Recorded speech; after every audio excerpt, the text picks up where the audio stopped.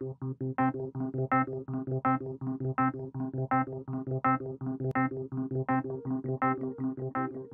Edsa Carousel system, the Edsa busway system, has a lot of promise.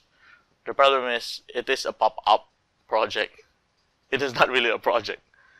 It does, the government does not allocate the proper budget for it. They thought of it during the pandemic, just like the bike lanes. Even the bike lanes are pop-up.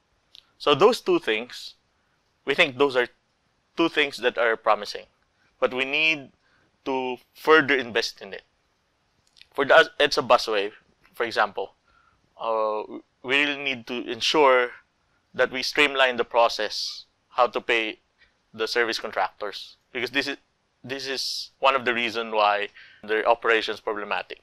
Because some of the contractors don't ply routes whenever they're not paid. Another thing is they need to address the situation in the pop-up stations.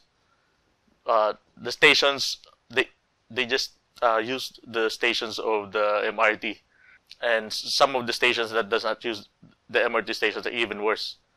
We need to make the stations look like a real station. It needs a waiting area. It needs ample space for people, because when we talk about terminals, when we talk about stations, we expect a lot of people to go there.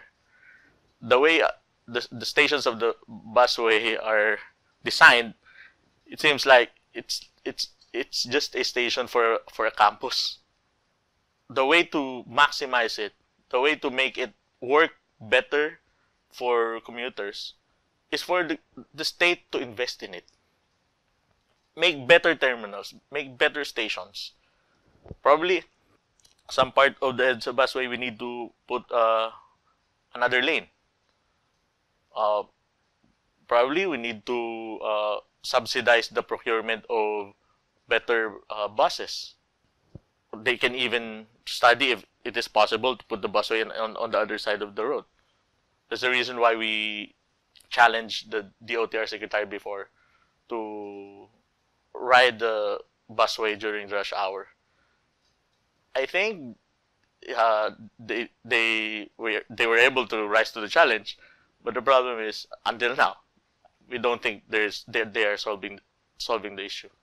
Our assessment of our urban planning, our transport policy in general, is that it is car-centric. It prioritizes moving cars rather than people.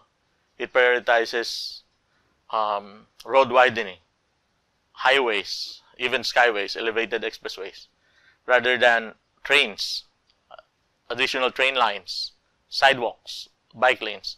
These are things that make it easier for the ordinary people to travel inside Metro Manila. But it seems that the policy is, if you find it hard, just buy a car. Because we are making it easier for those who have cars.